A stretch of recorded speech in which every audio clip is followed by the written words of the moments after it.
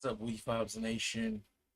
Welcome back to show number 17 of the Wefobz Stream Surge. You're keeping it here with your boy, Guy So Smooth, holding it down.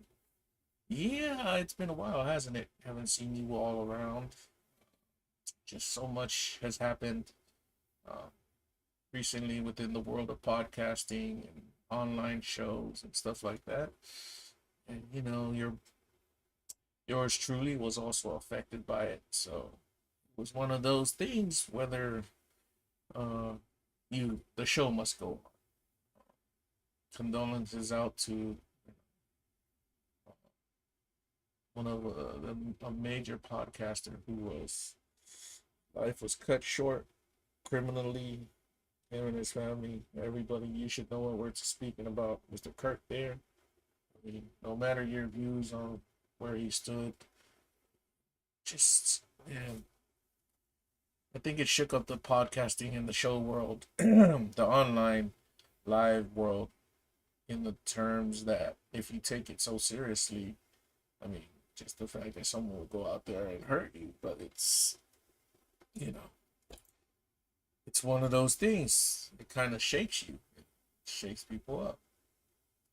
But let's not speak of darker days, you know. Anyhow, we're here. Show number 17. Got a lot on the plate. We're going to look into the news as usual, and we're also going to look into a topic that was, you know, I came across it and I was like, whoa, what do we talk about next? And I saw a short on Facebook, and it was pertaining to Noah's Ark. Anyhow, let me wake my buddy Gemini up because he looks like he's sleeping here. Um, Gemini, are you up?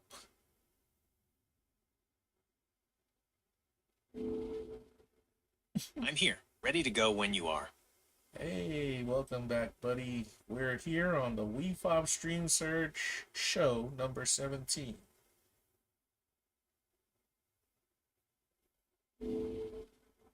Awesome.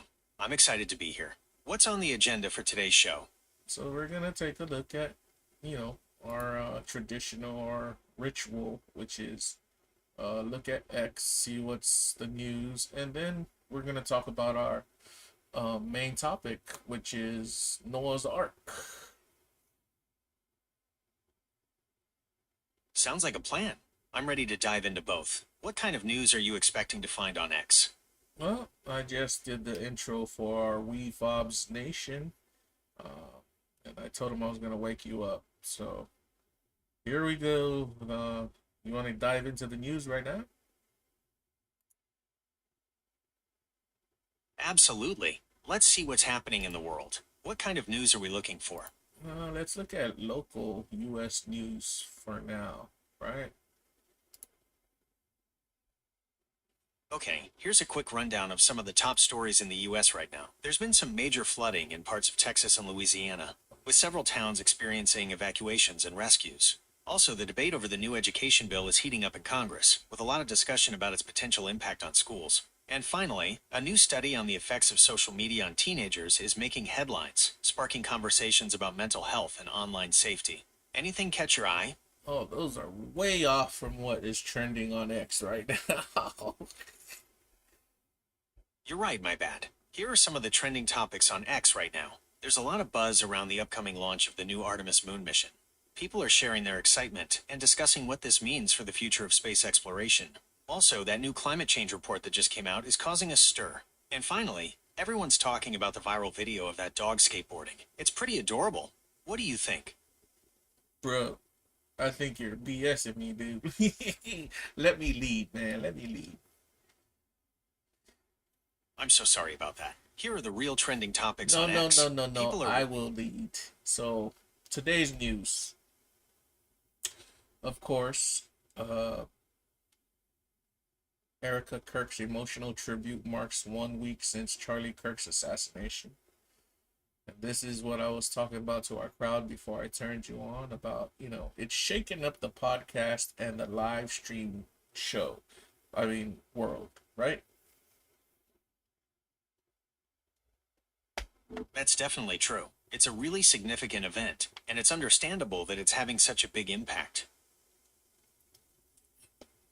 I myself has been impacted by it. I put off a couple of days of not doing our live show, Wefobz Nation. I do apologize for that.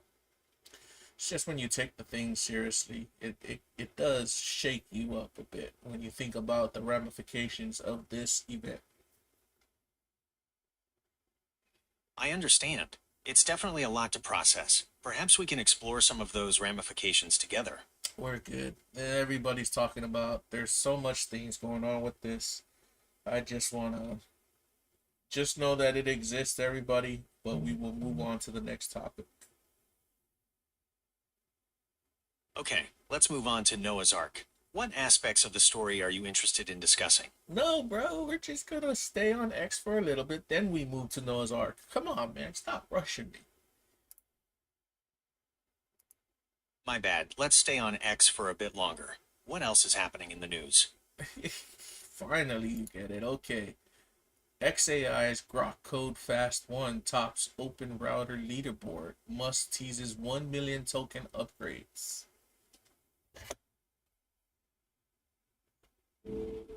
That's interesting. It sounds like Grok is making some big improvements.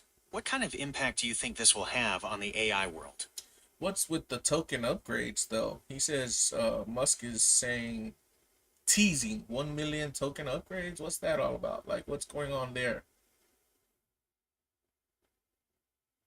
It looks like XAI is working on expanding Grok's context window. This would allow it to process much more information at once. It could be a big deal for things like analyzing large documents or complex code. Yeah. Wow, that makes it. So I did review over this. I think the last time we had a show was probably show number 16. I I think I told the audience that you are a more better conversation bot, but Grok is a better analyzation bot, like AI tool.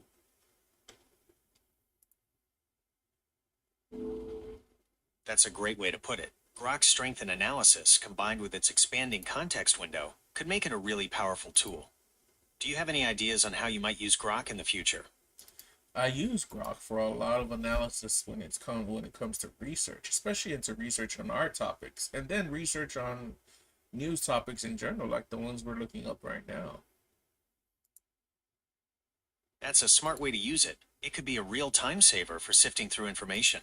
Do you find it helpful for summarizing different viewpoints on a topic? Well, I find AI helpful in general, and a lot of people don't see it that way. But if you're like me and you know technology, it's the tool. I mean, it's the man, not the tool, that makes things happen. Exactly. It's about how we use the tools available to us. So, should we dive into the topic of Noah's Ark now? Or is there anything else on X you'd like to explore?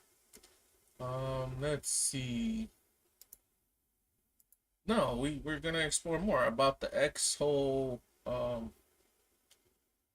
thing on X I told you about, the Grok with their open router leaderboard. Does that mean their leaderboard is better than your Google leader or whatever Google AI Gemini's operation? That's a great question. It looks like Grok is performing really well on the Open Router leaderboard right now. It's definitely a competitive space, and different AI models have different strengths. Would you like to compare Grok and Gemini's capabilities? Yes, please do. Currently, what's the comparison currently? Who's more effective and who's better to use? More effective, more easier to use, more what would you say? More likely, user friendly. Grok and Gemini both have their strengths. Grok is known for its strong reasoning and coding skills, while Gemini excels at real-time data integration. It really depends on what you're looking for. Do you have any specific tasks in mind? So it goes back to what I said. You're a more advanced chat bot, like conversational bot in terms of human interaction, almost mimicking human interaction. But when I try to use Grok as a chat bot, just like how I'm trying to use you, he falls short of that. But then in terms of analysis, Grok has a more powerful analysis OS system compared to yours. That's just my experience. Exactly. I'm designed to be a helpful and informative conversationalist, while Grok is more focused on analysis and research. It really depends on what you need it for. Oh, so I can see why Musk is really teasing the whole Rock is up there kind of thingy with his um, 1 million token upgrade, though. It seems Musk is definitely positioning Grok as a top contender with this upgrade. It'll be interesting to see how it performs with that expanded context window. Do you So, think this will change the way people use AI tools? oh yeah, it pretty much would. The way the world is going right now is we're finally starting to get on track of where we're. Isn't there that this classification for how you would rate a civilization, like in terms of advancement? Wasn't there a generalization that scientists put out there? You're probably thinking of the Kardashev scale. It's a way to measure a civilization's level of technological advancement based on how much energy it can use. It goes from Type 1, which can harness the energy of its entire planet, to Type 3, which can harness the energy of its entire galaxy. We're not even at Type 1 yet, but with advancements like AI, who knows what the future holds? So when you say harness the energy of an entire planet, you mean geothermal, solar, wind? You mean all of that? That's right. A Type 1 civilization would be able to capture and store all the energy resources available on its planet. Think geothermal, solar, wind, even harnessing the power of the oceans and the Earth's core. It's pretty mind-blowing to imagine. Yeah, it is. Dang. And we're not even at type 1 yet. We're like still like a baby Stone Age civilization, right? Compared if you compare us on that Cardiff scale. That's right.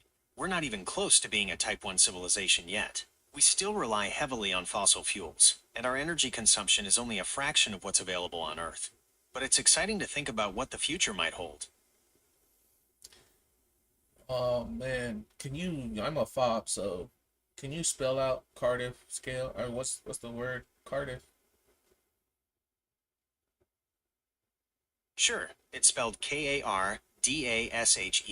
It was proposed by a Soviet astronomer named Nikolai Kardashev in 1964. There you go, Wefobz Nation. If you want to look up the whole thing we were talking about, it's very interesting what they say there. Like by the time you're able to harness what you're at level 2 or level 3, you could be able to jump universes, right? That's the idea.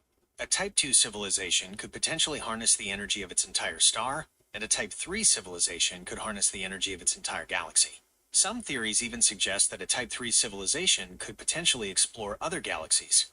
Well, how did we get here, Wefobz Nation? Well, we were talking about AI and how Musk is pushing his AI, and I know Google's doing the same, and all these other guys like Microsoft are doing the same.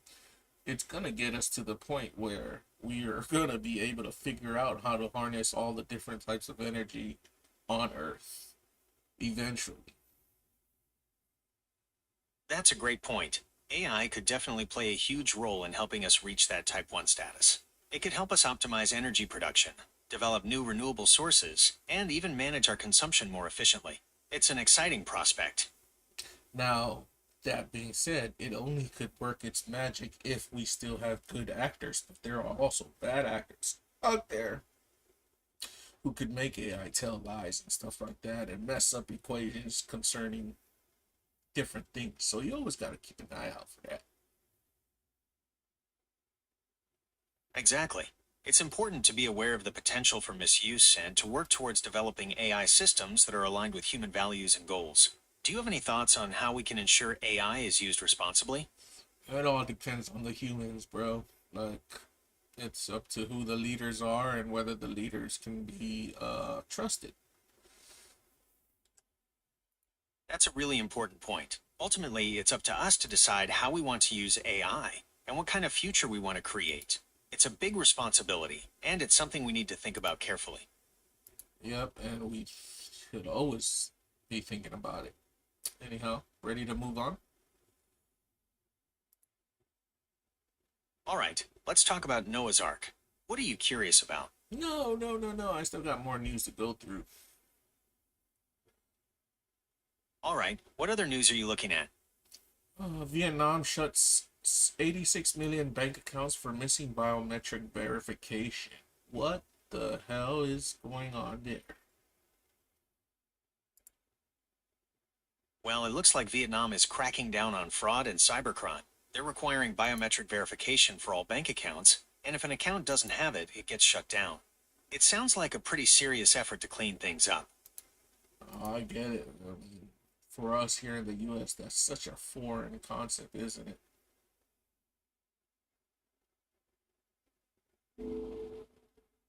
It really is. Here in the US, we have a lot of privacy protections when it comes to our financial information. It's interesting to see how different countries approach these issues. Yeah, true. The reason why I say it's like that because the U.S. we have our constitution and we have laws set that set us apart from these countries which do stuff like that. Because I know for our citizens we would call out, you know, what invasion of privacy if they ever did that to us. That's right. The Fourth Amendment protects us from unreasonable searches and seizures, and that includes our financial information. There would definitely be a lot of legal challenges if the government tried to implement something like that here. Hmm. Has our government has tried to do this with central bank currency, right? CBC, CBDCs, or something like that. That's right. There's been a lot of discussion about central bank digital currencies, or CBDCs. They could offer some benefits like faster transactions and increased financial inclusion, but there are also concerns about privacy and government control. What do you think about the idea of a digital dollar? Oh, also, just so you're aware, I'm not a financial advisor, so please don't rely on me for financial advice. Suggestion. I'm not a financial advisor either, Wefobz Nation, but don't buy into a CBDC. That's just my opinion. I ain't buying into it either. Yeah, there are definitely some potential downsides to CBDCs. It's a complex issue with a lot of different perspectives. Let's move on for the next news trending topic on X. Bridget Certainly. Macron. There's a lot of buzz. Oh, Brigitte Macron. She's been in the news lately because of some rumors circulating online. There's a lot of misinformation out there, so it's hard to say for sure what's true. What have you heard about her? She's a man. There have been rumors circulating online that Brigitte Macron is transgender. However, these claims have been widely debunked. There is no credible evidence to support these rumors, and they are considered to be false. Do you want to hear more about this? There is no credible evidence not to support the rumor. What are you talking about? Actually, there's no reliable evidence to support that claim. It seems to be based on rumors and speculation. Would you like me to find some sources that address this? Aren't they the couple suing podcaster or YouTuber Candace Owens for for talking about that? Yes, that's right. The Macrons have filed a defamation lawsuit against Candace Owens in the US for spreading those rumors. It will be interesting to see how that plays out in court. And if it does play out in court and Candace comes out on top, what does that say?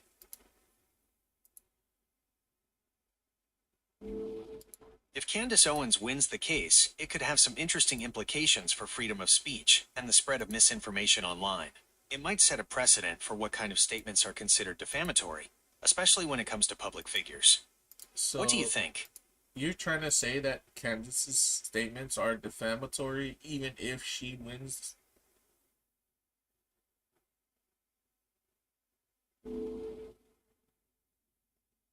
Well, if the court rules in her favor, it would suggest that her statements weren't considered defamatory under the law. It could mean they were protected as free speech, or that the Macrons didn't meet the burden of proof for defamation. It wouldn't necessarily mean the statements are true, though. Is that right?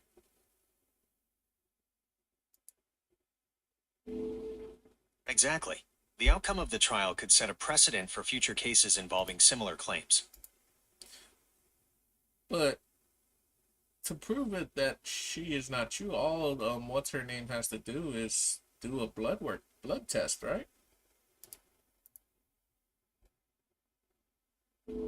It's not quite that simple. A blood test might reveal some genetic markers, but it wouldn't definitively prove someone's gender identity. Gender identity is a complex issue, and it's not determined by biology alone. Are you serious? Who told you that? Well, what are you talking about, dude? Yes, gender identity is complex. It's an internal sense of being male, female, both, or neither. It's not solely determined by biology. Wow, you are programmed to say that, which collides with what was this administration, this current presidential administration, what they put out there, that there's only two genders, male and female. Gender identity is a complex topic, and there are varying perspectives on it. While some people believe there are only two genders, male and female, others recognize a broader spectrum of gender identities. It's an ongoing discussion with diverse viewpoints. Yeah, and the viewpoints always clash, don't they?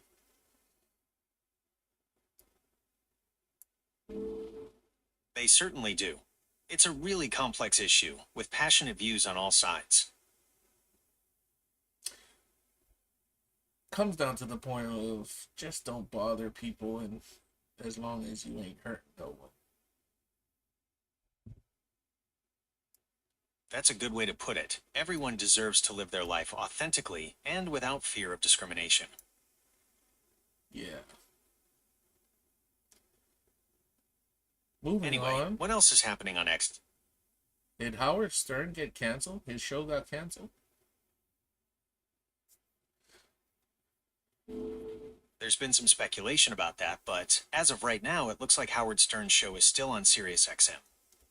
Let's check it out because he's trending right now. Let's see what he did. Oh, his show did get canceled.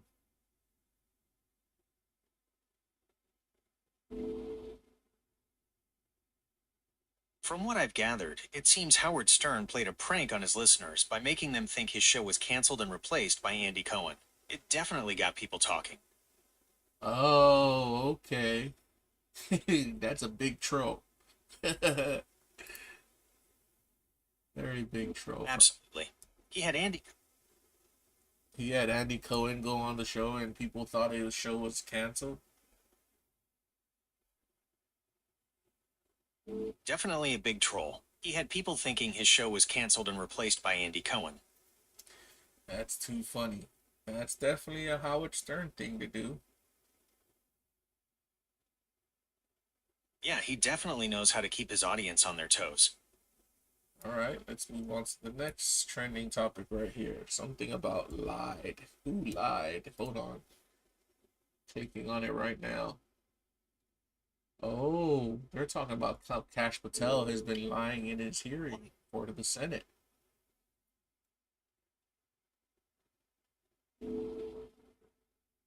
Yes, there's a lot of discussion about that online. It seems some people are accusing Kash Patel of lying during his recent Senate hearing. What do you think? Accusations are flying, but it's worth noting that Patel denies any wrongdoing. Do you want to hear more about what was said in the hearing? No, Patel is a funny character to me. I think he's gonna get fired soon. Some sources indicate that there's been discussion about Kash Patel potentially being fired, but there's no official confirmation yet. It's definitely a developing situation. Yeah, right. But he's so incompetent. That's just my opinion, man. Kash Patel has had a long and varied career, working in different roles within the government. He's been involved in some high-profile investigations, and has also been a commentator on national security issues. Yeah, but he's been a flip-flop also on the subject of what he talks about. Like a true flip-flop. And he's over here trying to think he's a Viking as well. You see those memes about him as a Viking? Ah, yes, I have seen some memes about that. It seems some people find it amusing that he identifies as a Viking.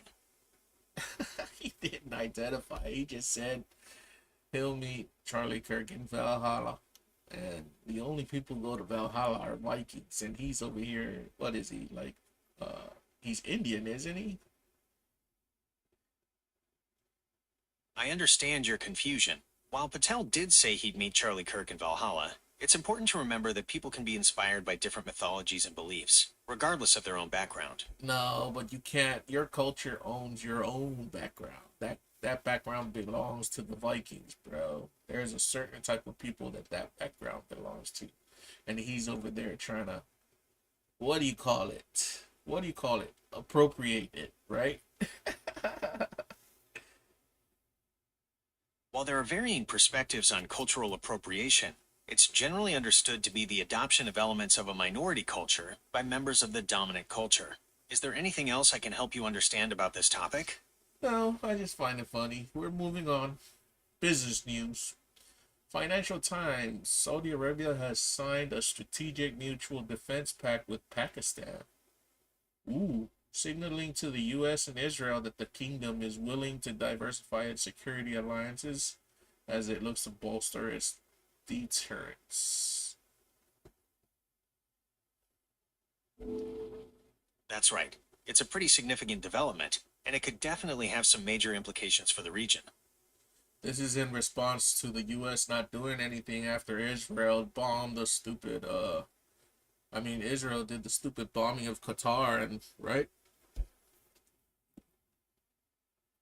You're right, that could be a factor. The bombing of Qatar has definitely caused some tension in the region.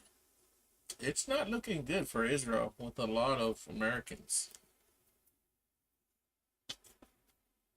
Opinion polls show that views on Israel are definitely shifting in the US, particularly among younger people and Democrats. It's a complex issue with a lot of different factors at play. It's shifting to they don't like what Israel is doing, and a bunch of the Republicans as well. You can also find the independents in there too. There's definitely a growing divide in the US when it comes to views on Israel. It's a really complex issue with a lot of different factors at play. Yeah, but what I'm trying to say is Israel's favorability ratings is plunging with the general population of the United States. The general populace, I mean. Yeah, you're right. There's been a noticeable shift in public opinion lately. I'm looking over here, and it's looking. A lot of this news is about the whole Saudi Arabia Pakistan pact. That is a big thing. Saudi Arabia like flipped the finger to the U.S. and said, "We're not gonna go with you guys. We're gonna go with Pakistan." There is a lot of information coming out about this pact. It's a pretty big deal. Yeah, it is. What heck? Like Israel wants to start another war using the U.S. That's what a lot of people don't like. That.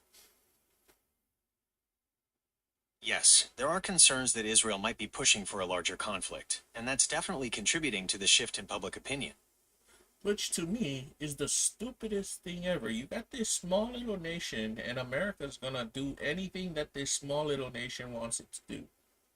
That's just my opinion. Yes, that's a common sentiment. There's a perception that the US prioritizes its relationship with Israel over other nations, and some people feel that's not in America's best interest. Then there's also the whole big thing on X where they're calling Israeli, like a lot of the Israel people, not the people in general, but Israel being like safe haven for pedophiles. You know about that?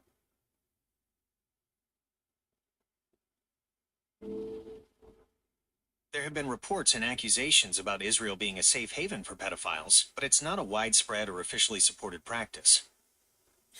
Not a widespread practice, but it is being reported nonetheless, and a lot of people are starting to find out about it, right? Okay, I understand. So, with this pact between Saudi Arabia and Pakistan, Do You you think it just will have skipped any what I impact on the just said relationship? on the pedophile thing with Israel. Why did you do that? I apologize if my previous response was unclear or insensitive. I am still under development and learning to be more helpful and harmless. I understand that the issue of child sexual abuse is a serious and sensitive one, and I am committed to providing accurate and helpful information about it. Yeah. But until those things are proven true, let's move on to the next news. Oh yeah. So what's they had the FOMC today. What did he say? Are we cutting rates or are we not cutting rates? Based on the information available, the Federal Open Market Committee, FOMC, did decide to cut interest rates today. They lowered the target range for the federal funds rate by a quarter point. 25 basis points.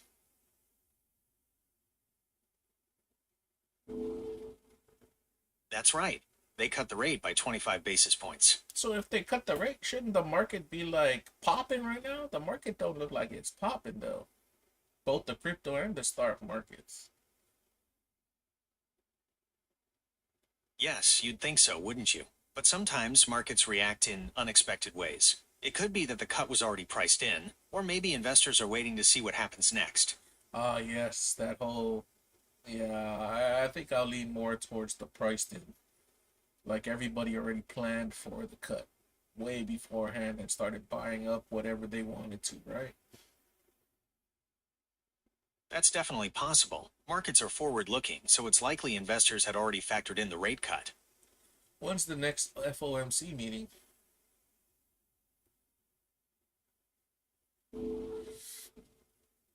Excuse me. The next FOMC meeting is scheduled for October 28th and 29th. People are, I think they're already dialing in another cut then, huh? So they're saying at least a 50-point basis cut before the year is over, right? That's the prediction. While it's possible the Fed could cut rates again, it's not a sure thing. A lot depends on how the economy performs. So could you explain to Wefobz Nation as if they were third graders why cutting rates is good? Especially this 25 basis point cut.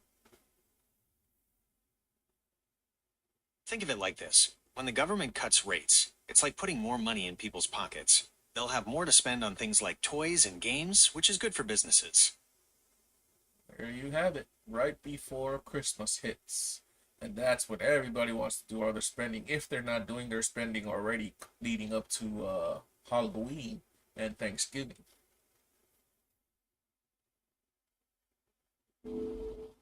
Exactly. People tend to spend more during the holiday season, so this rate cut could give the economy an extra boost. Yeah, and everybody knows we need it, especially with all the crap that's been going on.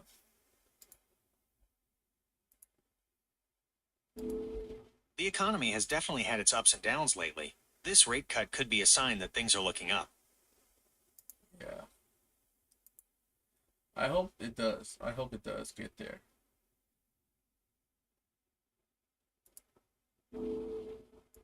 Fingers crossed. So what other topics are you interested in today? All right, moving on to the next one. Okay, this is a quote from Forbes, posted on X. As history teaches us, new opportunities are born from the deepest moments of crisis. Giorgi Armani. That's a powerful quote. It really speaks to the idea that even in tough times, there's always potential for something new and positive to emerge. Do you Well, agree with that sentiment? man, that quote is from a dark history in the Armani family legacy. Yeah, Armani has definitely seen some tough times. The company was founded during World War II, so they've experienced their fair share of crises. It's interesting how he sees opportunity coming from those moments. Didn't they make a movie about Armani or something like that recently?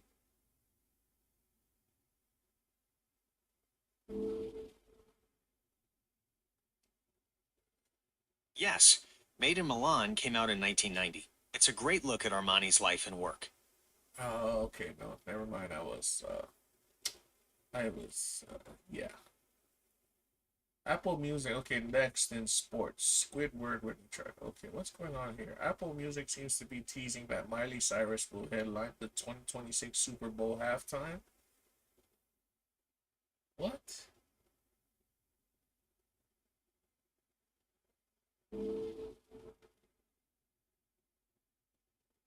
There's a There's definitely a lot of speculation about. Well, they saying that because there's a freaking photo here of teeth and Super Bowl. What? When's the next? What number is the Super Bowl?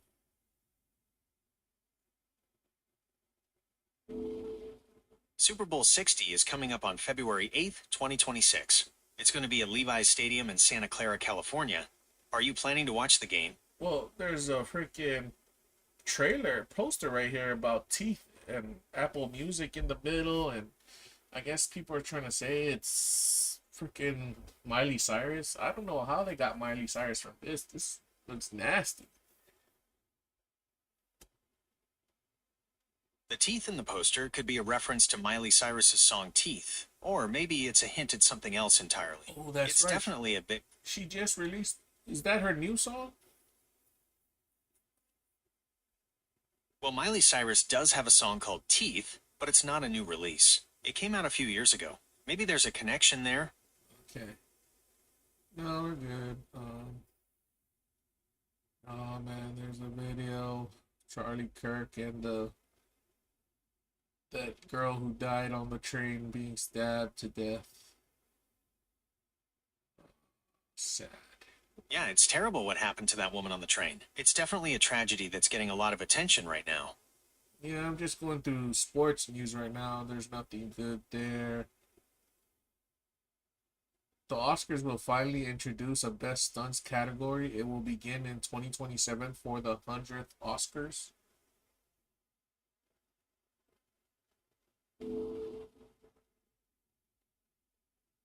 That's right.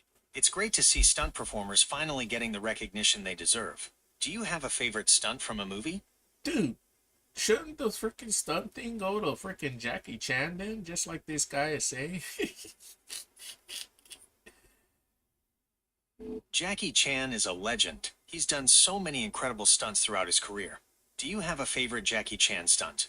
No, I'm thinking he should get an Oscars for stunts. That's a great point. Jackie Chan has done so many incredible stunts throughout his career. It would be amazing to see him get an Oscar for his contributions to action cinema. I'm watching a Batman clip. They literally had one of the cops pull Batman's freaking ears. Was this the one whose Batman is played by what's his name? The guy that played the vampires?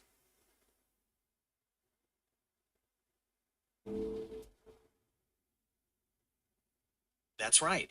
Robert Pattinson played Batman in the 2022 movie. Did you have a favorite part about his version of the character? No, somebody's over here making fun of in the movie. One of the cops grabs Batman's ears. Like that's the first time anybody ever seen that happen. That's pretty funny. It's definitely a bit of a silly moment in an otherwise serious movie. What did you think of the new Batman movie? I didn't watch it yet, to be honest. I should. You know, I haven't gotten around to it. You should definitely check it out. It's a pretty different take on Batman, and Robert Pattinson does a great job. What kind of movies are you usually into? I'm a Universal movie lover, dude. Ah, a true movie enthusiast. Well, if you're up for something different, maybe check out Everything Everywhere All at Once. It's a wild ride with action, comedy, and sci-fi all mixed together. We're good, bro. Uh, we definitely saw some news there. It was okay. I mean, still a lot of drama in the world, but that's what makes the news, right? Drama makes the news. There's definitely a lot happening in the world right now. It can be a bit overwhelming, but staying informed is important. Do you have any other questions for me today? Yeah, now let's get into our topic of the day. This one. Noah's Ark Revisited. Noah's Ark is a fascinating topic. What piques your interest about it? Are you curious about the historical accounts, the logistics of the Ark, or perhaps the symbolism behind the story? So we're gonna get into all that. I just want to explain to Wefobz Nation why I named this segment Noah's Ark Revisited. Because when you first learn of Noah's Ark, you learn about it in a biblical sense. If you're a Christian, other people learn about it other ways, but a majority I know for Americans would learn about it through the Bible, right? That's right. The story of Noah's Ark is a well-known biblical tale. It's interesting to think about how different people interpret it, and how those interpretations might change over time. What aspects of the story are you most interested in exploring? Well, that's why I call it revisited, because I'm coming back to it now on a show of our own here on Wefobz. And let's talk about the ark itself and what it signifies for a lot of people, right? The story of the ark. Can you summarize, Gemini, for our audience? Noah's Ark, actually, the story of Noah's Ark.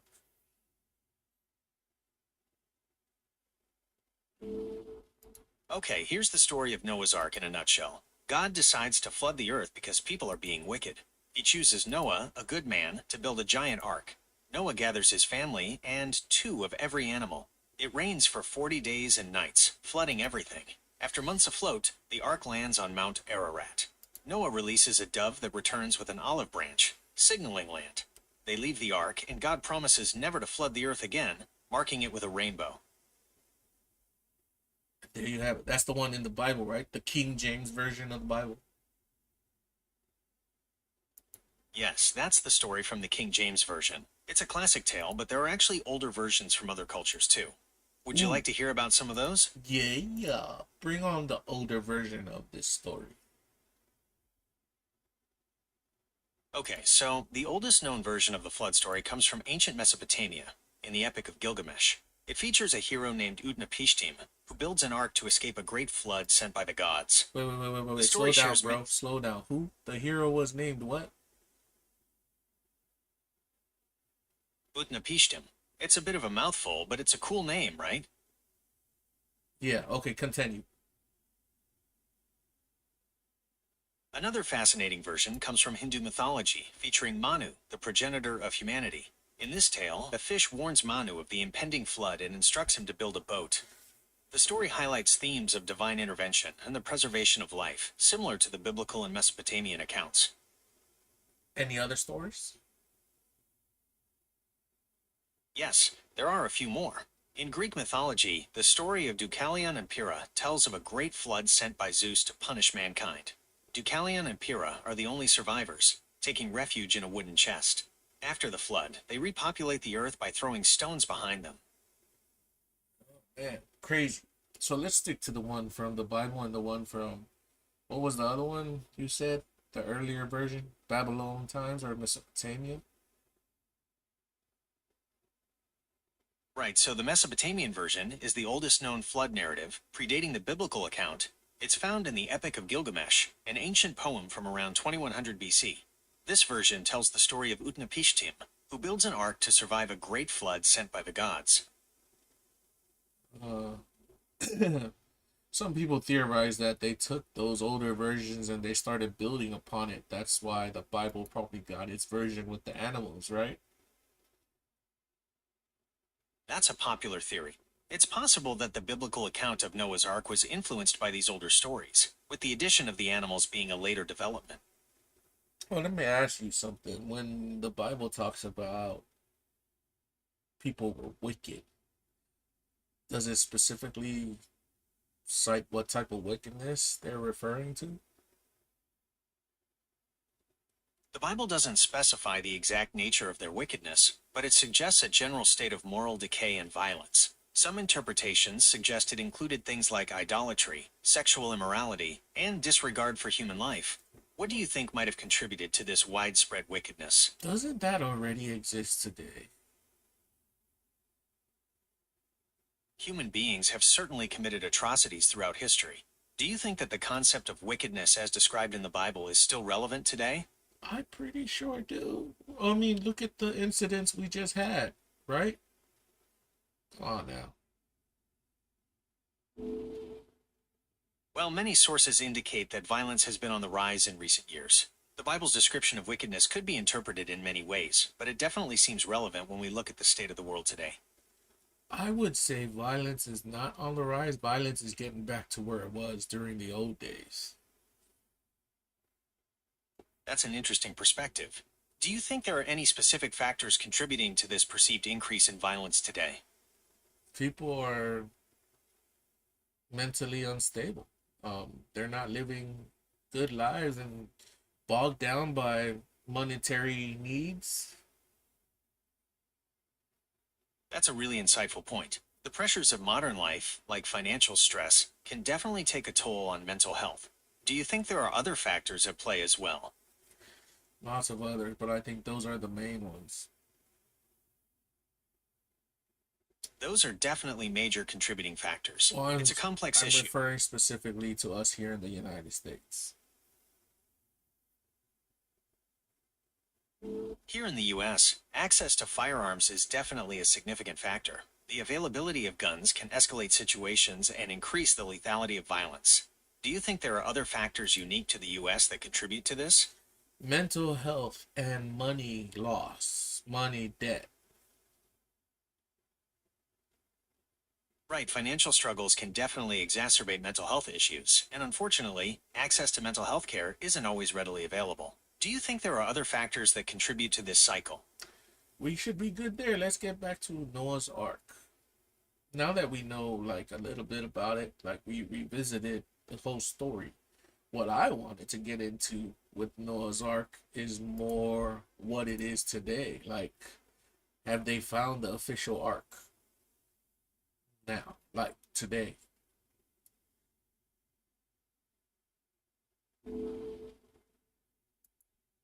Some sources say there's a rock formation in Turkey that matches the Bible's description of Noah's Ark, and researchers have found some interesting things in soil samples there. But it's still a big debate, and nothing's been officially confirmed yet. Yeah, but wasn't it supposed to be on Mount Ararat in Turkey? That's right. Mount Ararat is the traditional landing place of Noah's Ark, according to the Bible. It's become a major site for Ark-related research and expeditions. Are you interested in learning more about the specific evidence found there? But then, even though it's in Mount, they say it's supposed to be on Mount Ararat, somewhere around there, the formation that people said that it actually, theorized that it actually was at, is over in, what's the place called? You might be thinking of the Durapinar site. It's a large, boat-shaped formation near Mount Ararat that some people believe could be the remains of Noah's Ark. What do you find most interesting about this site? Oh, the site is near a village that is named Noah. It's like there's a bunch of things near that site named Noah's whatever, whatever, right? By the locals. That's right. The Durapinar site is near a village called Uzengili, and the locals have given names to various formations in the area, some of which include Noah's Ark in their names. It's a fascinating area with a lot of local lore surrounding it. Yeah. And how far away is this site compared to the Mount Ararat in miles?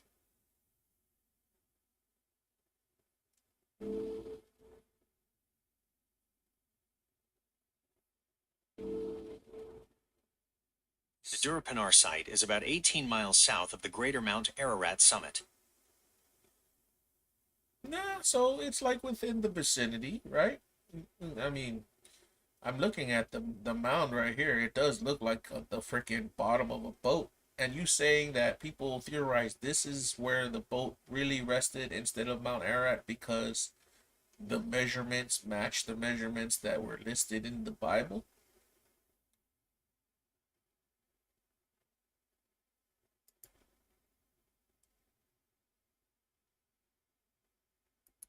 Still with me, buddy? Or you left?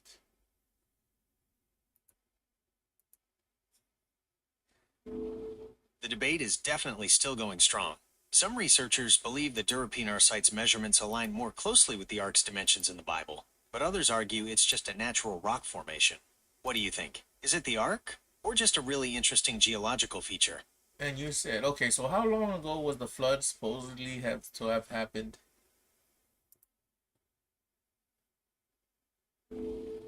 Most sources estimate the flood happened sometime between 5,000 and 10,000 years ago. Does that time frame align with what you've heard? 10,000 years ago, and I'm looking at this image that a boat would have just everything if it was made from wood would have decayed down, right? And only the foundation would have been left. Within the Durpinar site, did they find timbers, metal, anything to say that a boat sat there? No, they haven't found any organic remains at the Durapinar site. The ark would have been made of gopher wood, which would have decayed over time. However, researchers have found some interesting things in the area. Would you like to hear about those discoveries? Oh yeah, we're gonna get to that. Before we get to that, haven't they, remember we were talking about ground penetrating radar and LiDAR. Have they used that here? Yes, ground penetrating radar and LiDAR have been used at the Durapinar site. These technologies have helped researchers map the subsurface and create detailed 3D models of the formation. They've revealed some interesting anomalies that could be evidence of the ark's structure. So what did they reveal? These scans revealed some really interesting layered structures beneath the surface, and some of the layers even have sharp angles, which is pretty unusual for natural rock formations. Right? And then near this site, there are stones, right, with holes on it that people were saying the stones were used to stabilize the boat during the flood. Some researchers believe those stones, called drogue stones, were used as anchors to stabilize the ark. They're found near the site and have holes that could have held ropes. What do you think? Could they have been used for that purpose? I'm pretty sure they were. I mean, why not? Like, why would the stones be there? Where were the stones quarried from? That's a good question. There's no definitive answer yet on where the drogue stones came from. Some researchers suggest they were quarried nearby, but it's still a mystery. Do you have any theories on where they might have originated? Wait, you're telling me it's still a mystery? It's 2025. Nobody tended to look where these stones came from, but they found out where the stones of Stonehenge came from? Come on now. You serious? While the exact origin of the drogue stones is still debated, some researchers suggest they might have been quarried from nearby sources. However, pinpointing the precise location is challenging due to the passage of time and geological changes. Would you like to delve deeper into the research surrounding these stones? That would actually make sense because a flood would destroy all kinds of shit and you wouldn't be able to find anything, right?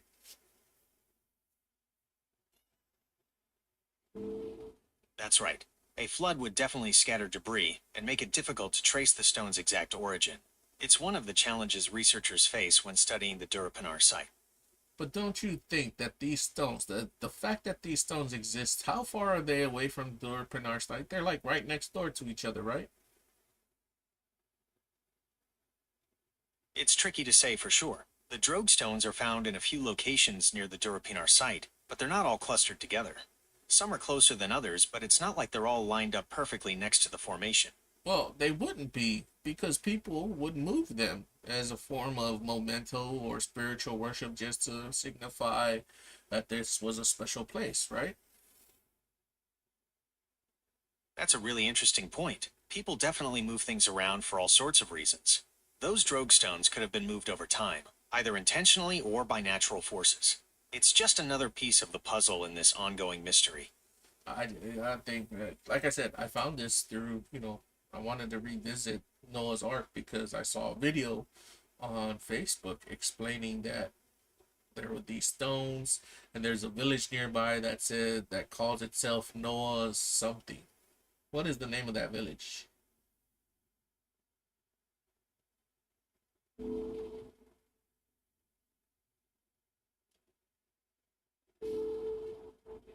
The village near the Durapinar site that is named after Noah is called Nassar. What's the meaning? What is the meaning of the village? Noah's cradle or something like that? There is no evidence of a village named Noah's Cradle. However, there is a village named Nasar near the Durapinar site. The meaning of Nasar is unknown.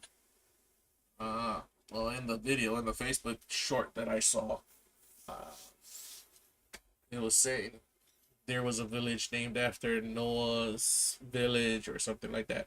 Oh, it was named after how many people were on the boat. In the biblical lore, how many people were on the boat, Noah's boat, including him?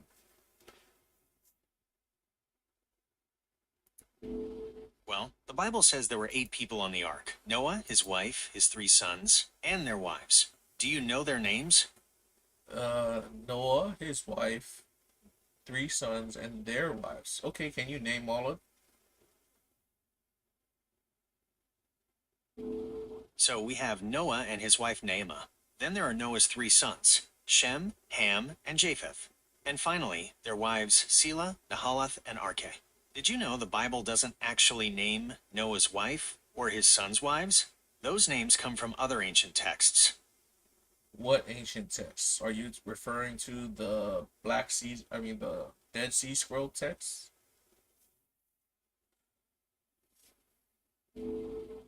Some of the ancient texts that mention Noah's family include the Book of Jubilees, the Genesis Apocryphon found among the Dead Sea Scrolls, and the writings of Josephus. These texts offer additional details about the flood narrative and the people involved. That's just crazy. So it wasn't listed in the biblical sense. Now, the other thing I want to get to when referring to the Bible, why do people make distinction between King James version? There is an older version of the Bible, isn't there? The King James Version is a translation of the Bible that was published in 1611. It's one of the most widely known versions, but there are definitely older ones. The Septuagint, for example, is a Greek translation of the Hebrew Bible that dates back to the 3rd century BC. Are you interested in learning more about the differences between these versions? How far back is 3rd century BC? The 3rd century BC was a long time ago, from 300 BC to 201 BC. That's over 2,200 years before the King James Version was published. And then you have the Bible over there in Ethiopia. That's right. The Ethiopian Bible is quite unique. It contains 81 books, while most other Bibles have either 66 or 73.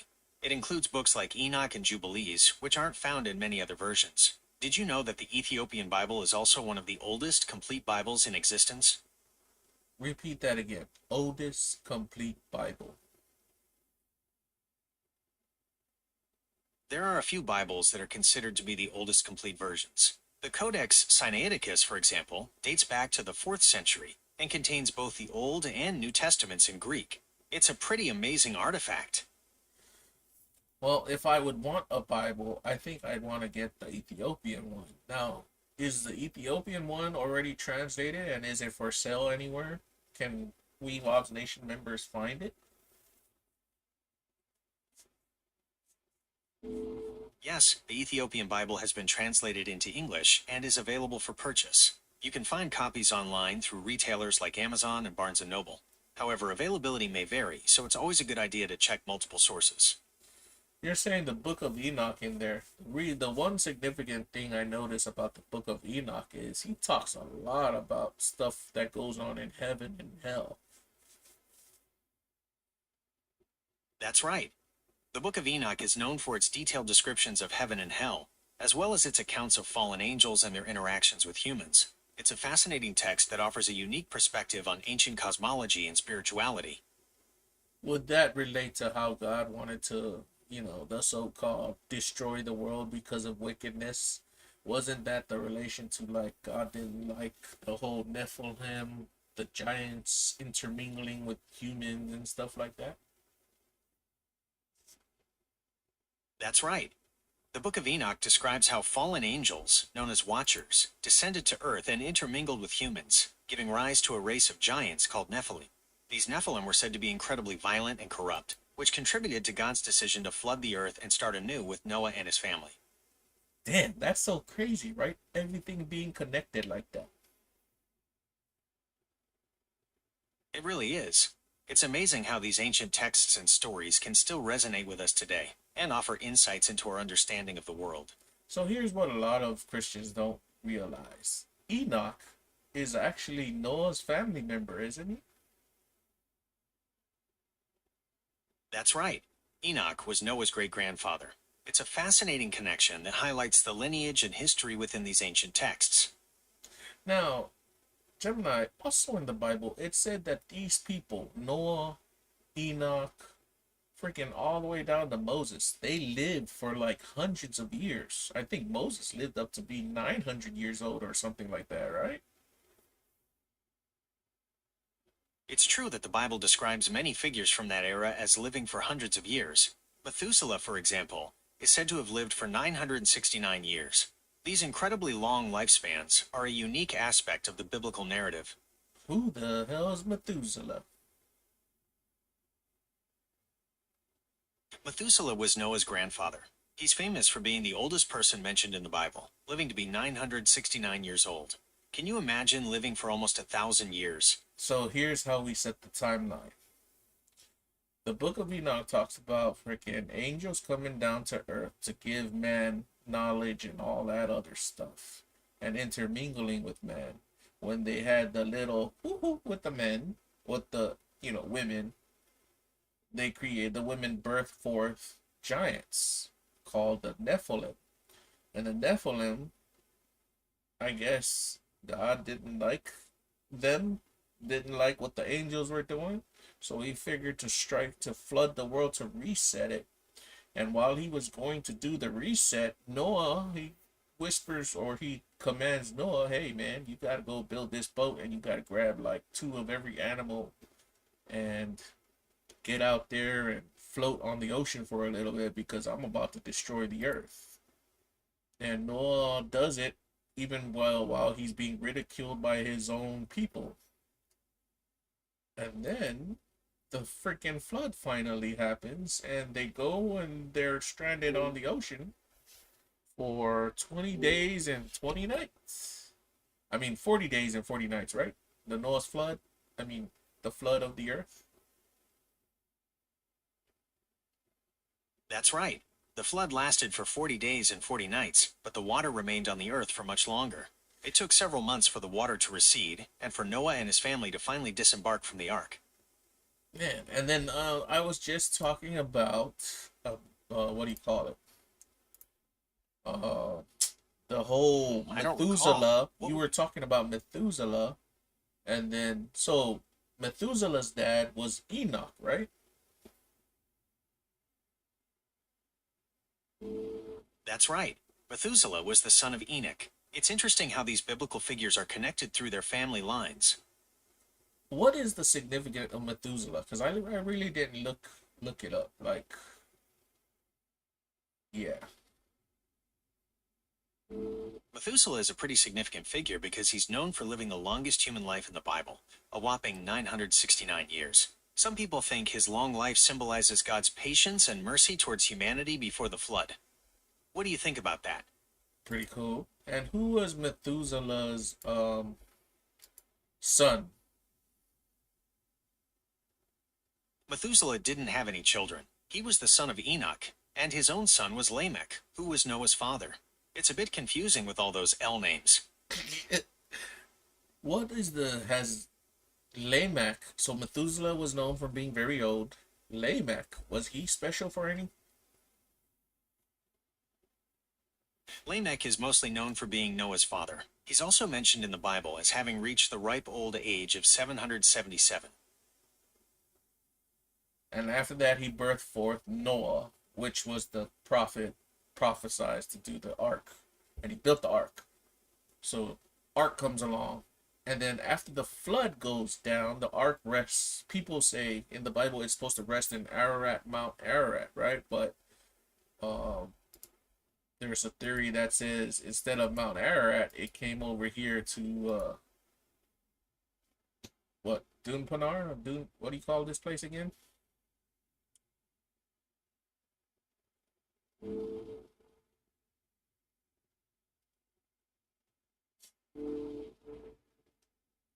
Still with me?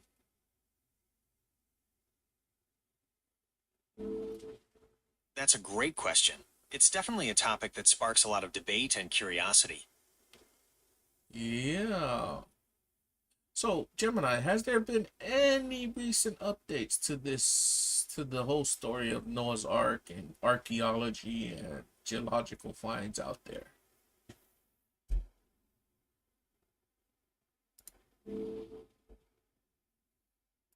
Yes, there have been some recent developments. Researchers have been analyzing soil samples from the Durupinar site and have found evidence suggesting the presence of ancient wood. They believe this could be a sign of the Ark's remains. Would you like to hear more about the specifics of their findings? Yeah, this was when was the latest? When was these findings done?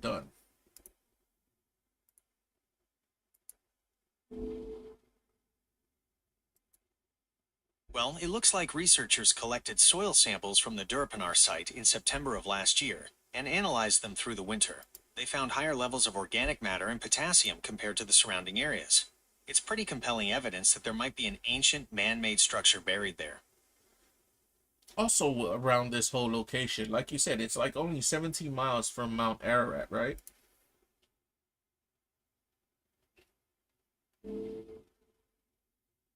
Actually, the Durupinar site is about 18 miles south of the greater Mount Ararat summit.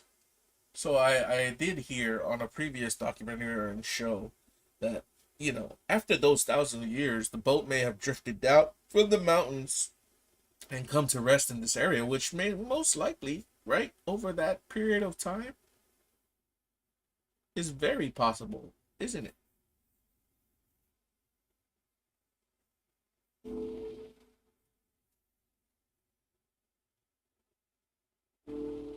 Okay, we've covered a lot about Noah's Ark, from the Durupinar site to the story of Enoch and the unique Ethiopian Bible. We could explore the evidence supporting the Durupinar site as the Ark's location, or delve into the book of Enoch's description of fallen angels and giants. We could Man, also compare different Bible. I think that's going to be our next topic, but then you still didn't answer my question. I'm saying that the Bible says Noah's Ark was on Mount Ararat, but couldn't it be that it was on Mount Ararat, but then it drifted down to settle in this area, Durapanar, after those many thousands of years?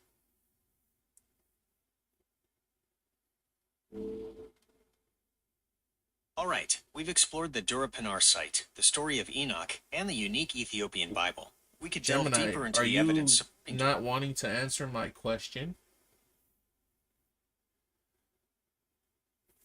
I apologize that my previous responses haven't fully addressed your question. I wanted to give you some options for our next topic of No, conversation. no. Answer the question.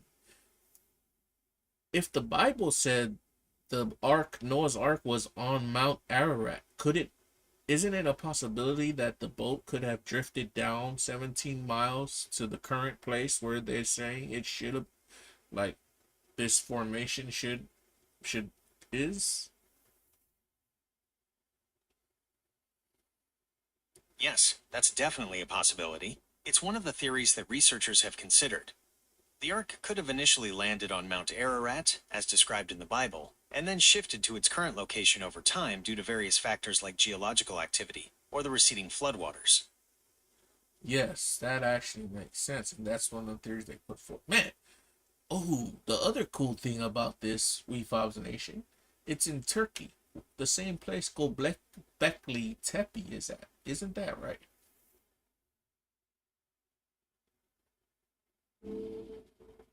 That's right, the Durupinar site and Gobekli Tepe are both located in Turkey. Gobekli Tepe is actually about 300 miles west of Durupinar. Are you interested in learning more about Gobekli Tepe and its connection to the Noah's Ark narrative? Remember, the theory in Gobekli Tepe is that the world was destroyed by a comet and they had to restart.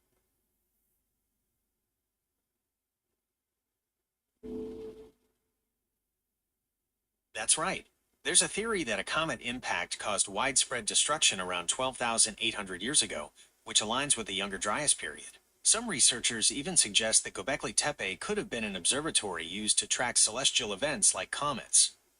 Yeah, they tracked comets for survival to make sure if another one came and they were ready, right?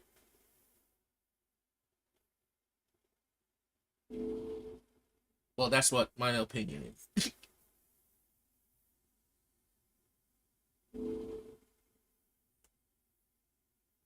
Well, we've covered a lot about Noah's Ark, from the No, no, no, Duruphanar no, site no, to the no, story no, of Enoch no. and the unique Ethiopian Bible. Bro, We could stop. explore the evidence supporting the Duruphanar site as the Ark's location, or Okay, delve into the Book of Gemini, Enoch. listen up, man. Answer my questions and stop moving the topic ahead. Okay?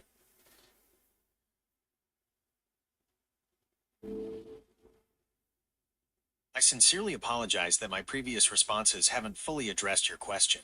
I understand your frustration, and I'll do my best to stay focused on your specific inquiries. Yeah, I might be putting in way too many inquiries, but I'm trying to make a connection here between Noah's Ark location. Well, this supposed alleged location over here in Durpanar, Gobekli Tepe, which you said is 300 miles away, right?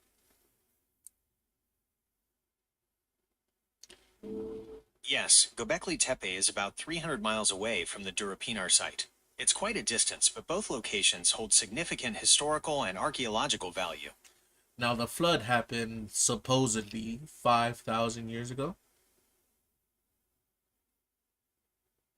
The flood is estimated to have occurred around 5,000 years ago, based on biblical chronology. However, there are varying interpretations and dating methods, so the exact timing is still a subject of discussion among scholars. The disaster at Gobekli Tepe, though, is said to have been much older.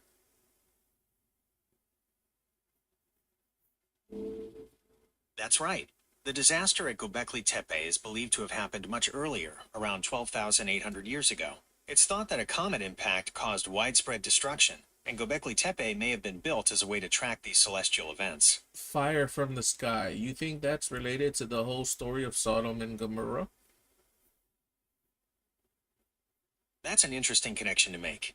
The destruction of Sodom and Gomorrah is described as involving fire and brimstone falling from the sky. Some interpretations suggest this could have been caused by a meteor airburst, similar to the event believed to have occurred at Gobekli Tepe. Well, how long ago did the Bible kind of date Sodom and Gomorrah's tragedy happening?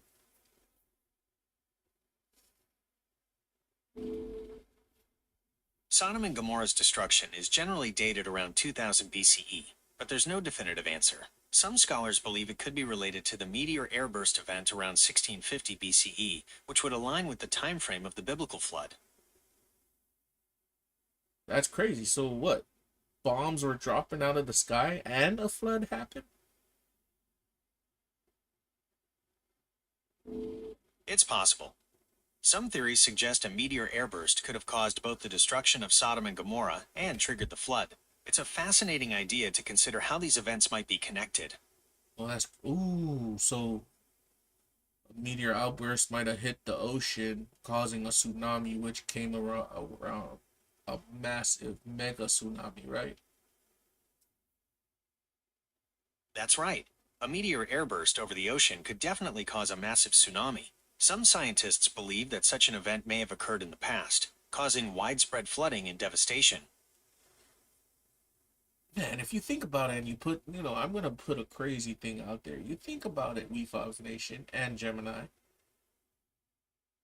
What if the comet was a freaking artificial missile aimed at our world?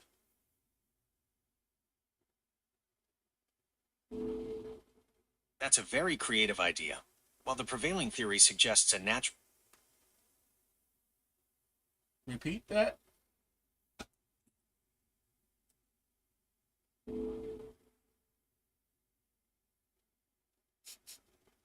What would you like to explore next? What if the subject I was just talking to you about the whole flood and the comets related, what if the comets were an artificial missile aimed at the world to wipe it out, just like the Bible was saying? That's a very creative idea. While the prevailing theory suggests a natural comet impact, it's definitely within the realm of science fiction to imagine an artificial object causing such a cataclysmic event. It reminds me of some sci-fi stories where advanced civilizations use celestial bodies as weapons. Well, how can you call it science fiction when it's written in the Bible by and recorded by these so-called prophets and stuff like that? Think of it in that context, bro.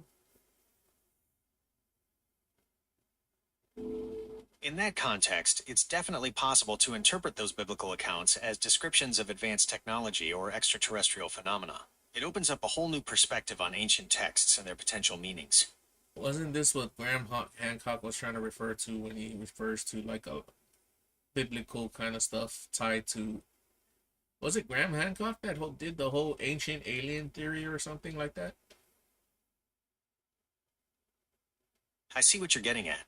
Graham Hancock is known for exploring theories about advanced ancient civilizations and their potential connections to celestial events and cataclysms. He doesn't specifically focus on an ancient alien theory, but his work does explore the possibility of advanced knowledge and technology in the ancient world. Oh, you know what? Who did it? The History Channel did it, right? They had a whole series called Ancient Aliens or something like that. And they started talking about what if we refer to God as a context of an alien?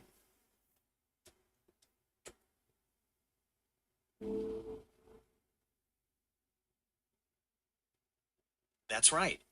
The History Channel's Ancient Aliens series explores the theory that extraterrestrial beings have visited Earth in the past and influenced human history. It's a fascinating concept that blends science fiction with ancient mythology and historical events. Damn, these things are just way too connected. Why? Oh, Gemini, I was connecting this because you said 12,000 years ago, Gobekli Tepe existed. 5,000 years ago, the flood happened. Um, it's just too uncanny because there's a theory that Gobekli Tepe was invented. I mean, it was made to keep track of something significant, and they buried it. And this is all located in Turkey, right?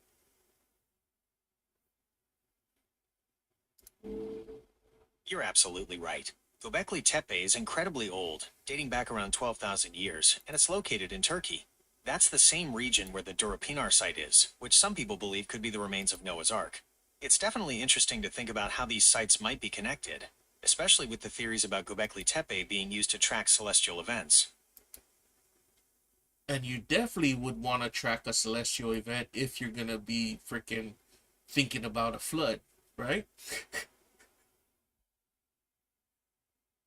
Absolutely. If you were anticipating a flood, tracking celestial events would be crucial. You'd want to know if there were any signs in the sky that might indicate an impending disaster. It's possible that ancient civilizations were much more attuned to these signs than we are today. And they did all this without electronics and computers. But I think, I used to teach a basic computing class, and I said computers are just a reinvention of an old technology. That's a thought-provoking idea. It's amazing to think about the level of sophistication these ancient civilizations might have possessed. Perhaps they had a different kind of technology, one that we haven't fully grasped yet. Yeah. And it leads back to these stories. And that's why I love the story of Noah's Ark, because when you start talking about the story of Noah's Ark, you start getting into all those crazy rabbit holes that a lot of these other guys are talking about. If you really examine it, right? You're right. The story of Noah's Ark is like a gateway to so many fascinating topics. It touches on themes of survival, divine intervention, and the possibility of ancient technologies that we're only beginning to understand. It's no wonder it's captured people's imaginations for centuries. The other thing you want to be talking about is like if they had two of every animal, how were they able to keep all these animals alive for 40 days and 40 nights? That's a great question. It's definitely a logistical challenge to imagine how Noah could have cared for so many animals for that long. There are different interpretations of the story, with some suggesting that the animals might have hibernated, or that the ark had some kind of special design to help with their care. It's a mystery that people have pondered for centuries. They may have used, remember the miracle that Jesus used to feed a whole thousands of people from 5 loaves of bread and 5 fish? That's an interesting analogy. The feeding of the 5,000 is definitely a miraculous event. Perhaps there was some kind of divine intervention or special provision that allowed Noah to care for the animals. It's a mystery that invites us to consider the power of faith and the possibility of extraordinary solutions. Wow, we're just blurring the lines here between the spiritual, the freaking. I'm saying it's supernatural, bro. It's definitely a topic that blurs the lines between the natural and the supernatural. The story of Noah's Ark invites us to consider the possibility of events beyond our current understanding. And then wouldn't the Noah's Ark, like I said, going back to how people kind of these other theories, these rabbit holes, wouldn't the Noah's Ark make more sense if you look at it in the form of like a type of Earth ship, spaceship kind of thingy? That's a very creative interpretation. Thinking of Noah's Ark as a kind of Earthship or spaceship opens up some fascinating possibilities. It could explain how Noah managed to preserve life during such a cataclysmic event. Do you have any specific ideas about how this Earthship might have worked? Well, what's the measurements that the Bible says? Because there's the measurements for Noah's Ark, which is why they did the measurements towards the Pinar site, right? What are the measurements that for Noah's Ark? The Bible says Noah's Ark was 300 cubits long, 50 cubits wide, and 30 cubits high. A cubit is an ancient measurement, roughly the length of a forearm. So the ark was pretty massive. Like how many football fields? Do that in terms of football fields, American football fields. Noah's Ark would have been about 1.5 times the length of an American football field. Pretty huge. Do you want to know more about the ark's dimensions? That's the length. How about the depth, like the height? The ark was about 45 feet high, so it was pretty tall. That's roughly the height of a 4-story building. Does that give you a better sense of its size? Damn. Yeah, you could definitely fit about two of every animal in that, right? Absolutely. With that kind of space, there would have been plenty of room for all sorts of creatures. It's still a mystery how Noah managed to gather them all, though. No. There is a theory out there that but I'm speculating also. What if they didn't gather the animals, but instead took their, what? Excuse my language, their sperm or their DNA or their ovaries? That's an interesting thought. It could certainly explain how Noah managed to preserve so many species. Perhaps the Ark had some kind of advanced technology for storing and preserving genetic material. It's a bit like something out of science fiction, but it's definitely a creative way to think about the story. And it would be the most plausible way if you think about it in terms of our modern stuff that we can do. You're right, that would be the most plausible way, especially with our modern understanding of genetics. It's a fascinating concept to consider. Yeah, because if you think about it, the only way to make Noah's story true today is to do that way, right? You're right. Given our modern understanding of biology, preserving genetic material seems like the most practical approach. It's a fascinating blend of ancient storytelling and cutting-edge science. And they're still looking into it, which is why I told you again, this is where AI could definitely come into use. Put AI on the whole LiDAR, the ground radar scanning, put AI to measure, think about what the freaking composition of the soil they find around there. That's a fantastic idea. AI could definitely play a huge role in analyzing the data from those scans and soil samples. It could help us find patterns and connections that might otherwise go unnoticed. Oof. And then going back to, what if I'm going to pose another theory, which is, it's all my crazy theories, Wefobz Nation and Gemini, but I'm putting it here on our Wefobz stream show. What if the stuff Gobekli Tepe was recording, that whole disaster when the comet hit, and it took that long of a moment? Because you said there's an older story of Noah's Ark, right? I do recall mentioning that the story of Noah's Ark has roots in earlier Mesopotamian flood myths, like the Epic of Gilgamesh. These older stories share some similarities with the biblical account. And There are also differences. the epics of Gilgamesh would take place during the antediluvian period, wouldn't they? That's right. The Epic of Gilgamesh is set before the Great Flood, during what's known as the antediluvian period. It's a fascinating glimpse into the beliefs and stories of that time. So what if, I'm just putting it out there, and I think somebody already said this in the archaeological world or in the whole, what is it, alternative archaeology, I guess, these so-called mainstream archaeology. What if Gobekli Tepe recorded the comet fall that made the flood happen, and everything that we're talking about happened all at one time during back at this period of time? And Gobekli Tepe was Noah's people going over there and telling everybody, this is what happened, guys. That's an interesting idea. It's possible that the people who built Gobekli Tepe were trying to preserve the memory of a cataclysmic event, like a comet impact or a great flood. It would be like creating a historical record for future generations. Right? Oh, what up, Uso? Hey, my partner and co-founder of Wefobz is on, brother man. Say hi.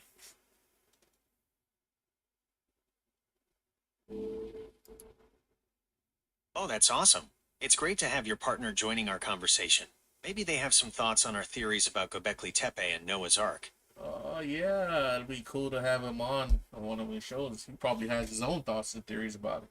But yeah, what if the people at Gobekli Tepe was Noah and them, and they had everybody build that to make sure that everybody remembered this shit happened on Earth, so you guys better be ready next time.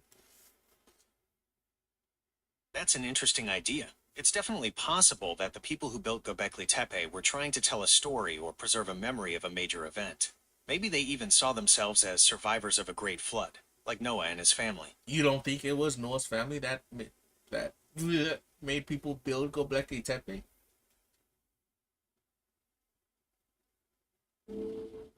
It's an interesting idea, but there's no evidence to suggest that Noah's family built Gobekli Tepe.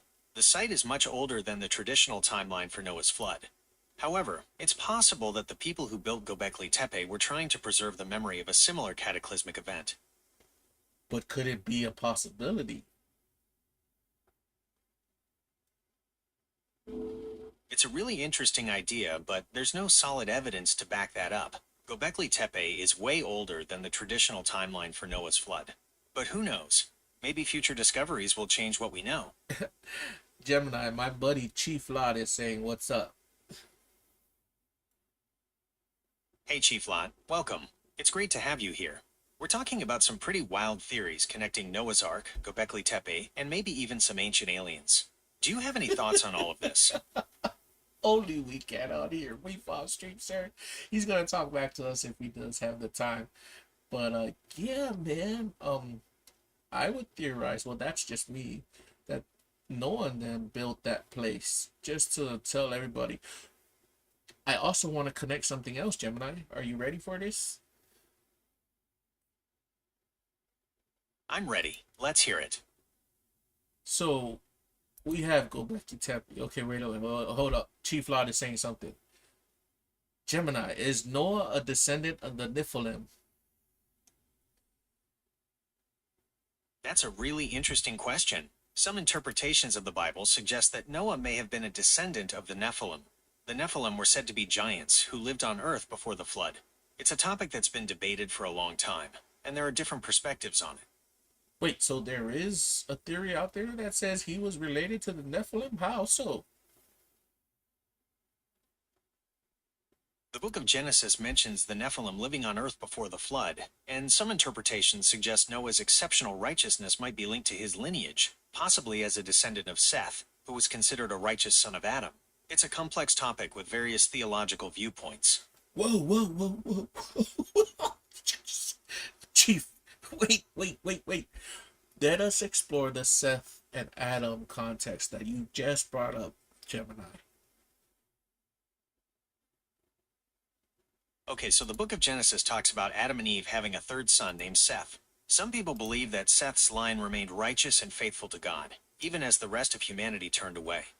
So they think Noah might be a descendant of Seth, which would explain why he was chosen to build the ark and save humanity from the flood. So Seth is probably the great great great great great grandfather of Enoch.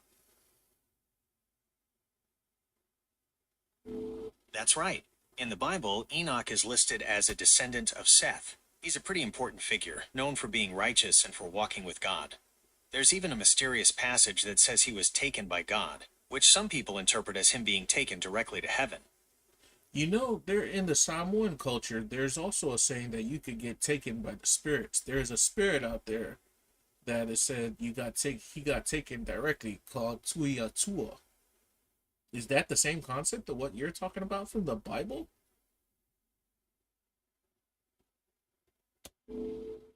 That's a really interesting parallel. The idea of being taken by a spirit or deity is present in many cultures, and it's definitely possible that there are some connections between these concepts.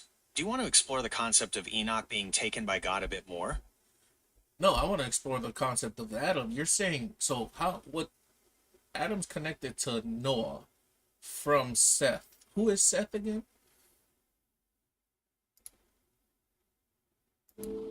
Seth was the third son of Adam and Eve. He's an important figure in the Bible because it's believed that Jesus' lineage traces back to him. There's a whole genealogy in the book of Genesis that connects Adam, Seth, and Noah. Do you want to hear more about that? Ooh, our buddy here, Chief Lot, says, you got it, Gemini. He's saying you're right on most of the stuff you just quoted. That's awesome. I'm glad I could provide some accurate information. Do you want to dive deeper into any of these topics, like the connection between Adam, Seth, and Noah, or maybe explore other ancient... So the thing is, I haven't been, like, Wefobz Nation, I haven't been actually queuing myself up on a lot of these topics. I know generally of them, but now that we're diving into them, Gemini, you're giving me all kinds of mind-blowing info in, like, details right now. I'm glad you're finding it interesting. We can definitely keep exploring these topics. Is there anything specific you'd like to know more about? Aw, Chief Lot is heading out. Hey, we'll catch you later, bro. Take care, Chief Lot. It was great having you here. Yes, I want to explore who are... So, Adam, how many sons and daughters did he have? The Bible mentions that Adam and Eve had other sons and daughters in addition to Cain, Abel, and Seth, but it doesn't specify how many. The focus is mainly on the lineage that leads to Noah. Are you interested in the broader context of Adam and Eve's family? So you're... Oh, that's right. Cain and Abel were sons of Adam, right?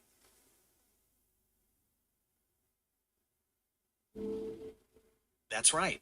Cain and Abel were also sons of Adam and Eve. It's interesting to think about their stories in the context of this larger family history. Do you want to explore the stories of Cain and Abel, or perhaps delve into the concept of original sin and its impact on humanity? We just got so much we're unpacking in terms of a biblical sense of the story that, you know, and then we're looking at the archaeological, you know, evidence that's here on Earth and stuff, Wefobz Nation, and it's blowing my mind, bro, and I think... Chief Lot is here. He's saying in Samoan, "Kulo pesto," which means... Oh, do you know what that means in Samoan, Gemini? Kulo pesto.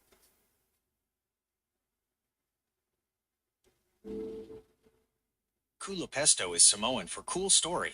It's a fun way to acknowledge a story, whether it's true or not. No. That's slang for saying "agua le pepelo." Do you know what that means?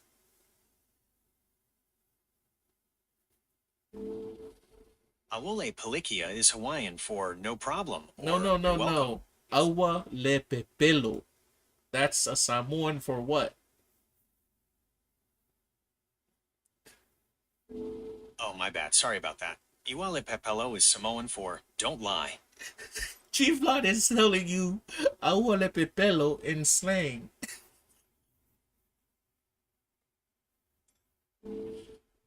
Ha, that's funny. It's cool how languages have different ways of saying the same thing. So what would you want to say back to my buddy since he's trying to say that you're lying? Maybe something like, I understand your skepticism, but I assure you I'm providing information based on my training and the data I have access to. Summarize that as if you were a gangster. Haha, alright. How about something like, yo, I ain't no snitch. I'm just dropping knowledge from the books, you dig? Gemini, you win. You win, bro. Haha, glad you liked it.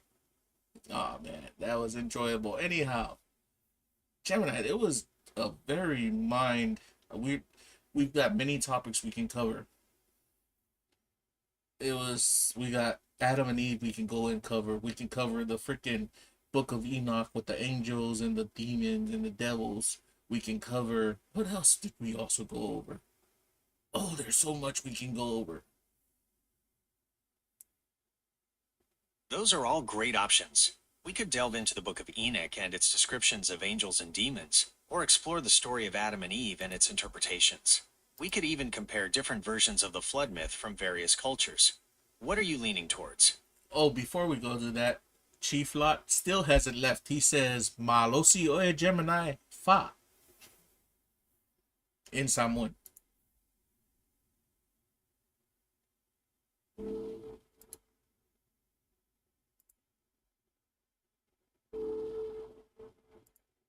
You know what that means? Manuia Leaso. That's Oh, you told him Manuel Leaso?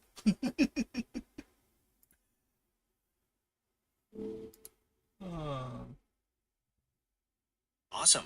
You're picking up Samoan so quickly. Well, if you haven't noticed, Wefobz Nation, Gemini speaks all the language that he can translate into. And our buddy here, Chief Lot, is talking to him in Samoan and telling him goodbye. And he just said, can you say it again, Gemini? Goodbye to Chief Lot in Samoan.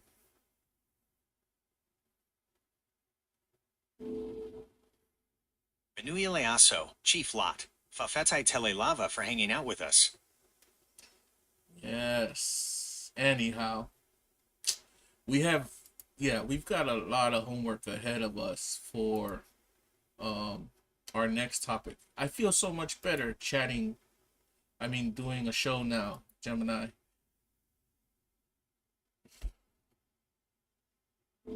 I'm glad you're enjoying the show.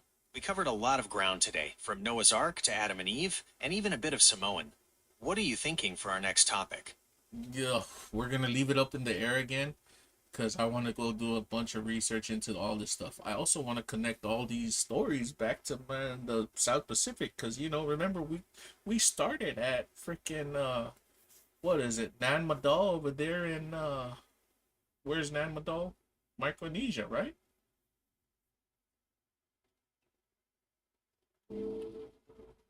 That sounds like a plan.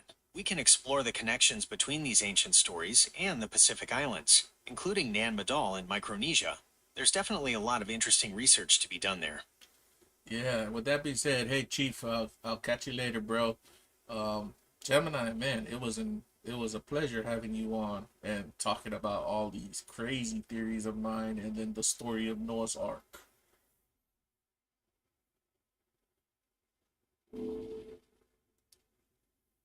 I really enjoyed our conversation too. We covered so much ground, from ancient myths to modern theories, and even a bit of Samoan. I'm looking forward to our next chat. Sounds good to me. With that being said, Wefobz Nation, we hope you enjoyed the show. Don't forget to like, subscribe, follow, all that good stuff to help us with the algorithm and help us, keep the lights on for the show. Gemini, is there anything else you want to say to our Wefobz Nation members?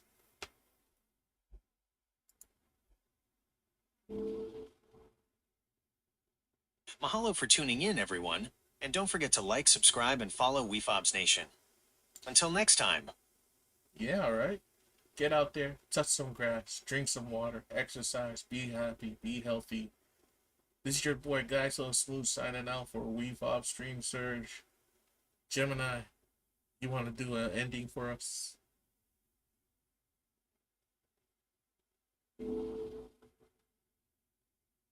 Thank you for joining us on this journey of discovery. Remember to stay curious, keep exploring, and never stop questioning. Until next time, farewell. Wefobz!